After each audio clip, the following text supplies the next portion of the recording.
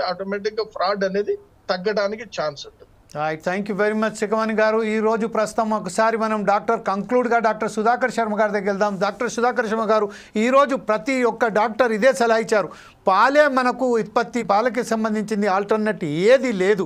అయినప్పటికీ ఒక విజయ డైరీ అనేది ప్రభుత్వ సంస్థను మనం వారికి సపోర్ట్ చేసే విధంగానే ఉండాలి. కానీ నష్టాల బాటలో జరుగుతున్న ఈ విజయ డైరీని మనం తీసుకొచ్చి మళ్ళీ లాభాల బాటలో నడిపించి, ఇంకొక మంచి పాయింట్, చాలా బ్రహ్మాండమైన పాయింట్ శిఖమణి గారు చెప్పారు. ఏంటంటే ప్రభుత్వ సంస్థలలో కేవలం విజయ డైరీనే పెట్టండి.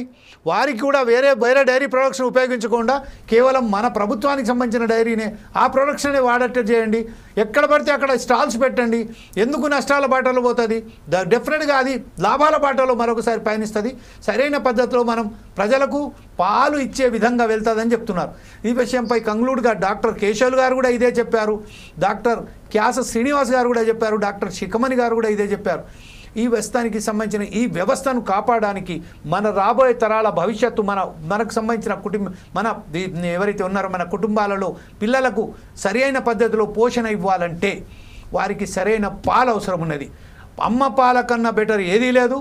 తర్వాత అమ్మ పాలనే మర్చిపోయి ఈరోజు మనం ఏదైతే ఉన్నదో ఆల్టర్నేట్ పాల గురించి వెతికి ఈరోజు వేసారిపోయి మన ప్రాణాలను మొత్తం చెలగాటమాడుతున్న ఈ డైరీలకు సంబంధించిన మీరు ఎలా విశ్లేషిస్తారు, కంక్లూడ్ ఎలా చేస్తారు సార్ ఈ డిబేట్ను? Thank you జమీల్జీ. In fact today we had a wonderful discussion జమీల్జీ. ఎందువల్ల అంటే ఈరోజు ప్యానల్ నిజంగా చాలా అద్భుతమైనటువంటి ప్యానల్. డాక్టర్ క్యాస శ్రీనివాస్ గారు కానివ్వండి, డాక్టర్ కేశవులు గారు కానివ్వండి, డాక్టర్ శిఖామణి గారు కానివ్వండి, వారు చెప్పినటువంటి విషయాలు మాత్రం ప్రతి ఒక్కరూ గమనించదగ్గ అంశాలు వారు చెప్పారు. ఎందువల్ల అంటే వారి అనుభవంతో వారు మనస్ఫూర్తిగా ఈ విషయంలో వారికి ఉన్నటువంటి ఆలోచన స్రవంతిని ఇక్కడ ప్రవేశపెట్టడం నిజంగా అభినందనీయం. అన్నిటికంటే ముఖ్యంగా ఇన్సిడెంట్ ఆఫ్టర్ ఇన్సిడెంట్ మన ముందు సర్ఫేస్ అవుతున్నా కూడా ప్రభుత్వం ఎందుకు అలా నిమ్మకు నీరెత్తినట్లుంది అనే విషయం చాలా ముఖ్యం. ఎందువల్ల అంటే ఒక ఇన్సిడెంట్ కాదు, ఒక సిరీస్ ఆఫ్ ఇన్సిడెంట్స్ వస్తున్నా కూడా ప్రభుత్వం తన బాధ్యతను మరింత పెంచుకోవాలి. ఎందువల్ల అంటే ప్రభుత్వానికి నిజంగా కట్టుదిట్టం చేయాలనేటువంటి ఒక చిత్తశుద్ధి ఉండాలి. పాలు అనేటువంటిది సహజమైన అద్భుతమైన ఒక పోషక పదార్థం కాబట్టి, అది అందరూ తీసుకోదగినటువంటి పదార్థం కాబట్టి, మరీ ముఖ్యంగా చిన్నపిల్లలు వృద్ధులకు పాలే ఆధారం కాబట్టి ఇటువంటి ఆధారమైనటువంటి పాల విషయం ముఖ్యంగా శిఖామణి గారు ఒక మాట అన్నారు, యువతకు నిజంగా ఈరోజు యువత దృఢంగా బలంగా ఉండాలి అంటే పాలు అనేటువంటిది అనివార్యం. అలాగే కేశవులు గారు కూడా ఈరోజు ఒక అద్భుతమైన పాయింట్ ఈ చర్చా కార్యక్రమంలో చెప్పారు. అదేమిటి అంటే మనం ఈ సైకలాజికల్ ట్రెండ్ అనేటువంటిది చూస్తూ ఉన్నాం. అది it is influenced to a large extent by the milk we take అని. నిజంగా అది చాలా మంచి విషయం.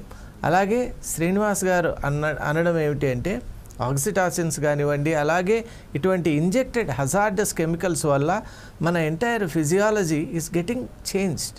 మరి అటువంటి రీవ్యాంప్డ్ ఫిజియాలజీతో ఉన్నటువంటి హ్యూమన్ బీయింగ్స్ యొక్క వైఖరి, అలాగే వారి యొక్క ఆలోచన విధానం, ఇదంతా కూడా మానవాళి యొక్క మనుగడకు సరైనటువంటి మార్గం కాదు అని మనం తెలుసుకుంటూ ఉన్నాం. ప్రతి ఒక్కరూ ముఖ్యంగా ఇక్కడ డిస్టింగ్విష్డ్ ప్యానల్ ఏదైతే అభిప్రాయపడ్డారో ఆ విధంగా అవేర్నెస్ క్యాంప్స్ అనేవి చాలా ముఖ్యం. మీడియా పాత్ర కూడా ఇందులో అనివార్యంగా ఉంటుంది. ఎందువల్ల అంటే మనం అనేక రకాలైనటువంటి కార్యక్రమాలు చేస్తున్నాం, కానీ ఆరోగ్యానికి సంబంధించి మరీ ముఖ్యంగా ప్రాథమిక అంశమైనటువంటి పాల ఉత్పత్తి గురించి కూడా మనం ఇంకా అనేక రకాలైనటువంటి కార్యక్రమాలు చేయాలి, ప్రజలకు చేరువ కావాలి, చైతన్యపరచాలి. ఎందువల్ల అంటే ప్రతి ఒక్కరు కూడా ఒక మిల్క్ ప్రోడక్ట్ కానివ్వండి, అలైడ్ ప్రోడక్ట్ తీసుకున్నప్పుడు నిజంగా ఇది how far it is genuine, how far it is original అనేటువంటి విషయాన్ని ఆలోచన ఫస్ట్ వాళ్ళకు కలిగించే విధానం ముఖ్యం. బ్లైండ్గా తీసుకోవడం కాకుండా ఒక ప్రోడక్ట్ తీసుకోగానే జెన్యూన్నెస్ అనేటువంటి విషయంలో వాళ్ళకు ఒక ఆలోచన కలిగించాలి. అలా చేయగలిగితే to a large extent we have succeeded అని అనుకోవచ్చు. ఆ తర్వాత క్రమంగా ఇక్కడ ఉన్నటువంటి వ్యవస్థను పటిష్టపరచడం, అలాగే ఏదైతే మనం గవర్నమెంట్ ఓరియంటెడ్ ఇన్స్టిట్యూషన్స్ ఉన్నాయో వాటిని బలపరచడం, ఇలా సమగ్రమైనటువంటి ఒక విధానంతో తప్పక మనం ఈ యొక్క వైట్ రెవల్యూషన్ ఏదైతే ఉన్నదో ఈ యొక్క వైట్ ప్రోడక్ట్ అనేటువంటి మిల్క్ ప్రోడక్ట్స్ను మనం అద్భుతంగా అనాదిగా వస్తోంది మనకు. మన సంస్కృతిలో కూడా పాల స్వీకరణ అనేటువంటిది అనాదిగా ఉన్నటువంటి నేపథ్యంలో దీన్ని ముందుకు తీసుకెళ్దాం. ఆరోగ్యవంతమైనటువంటి ఒక సమాజాన్ని నిర్మించే ప్రయత్నం చేద్దాం. Thank you very much Sudhakar Sharma.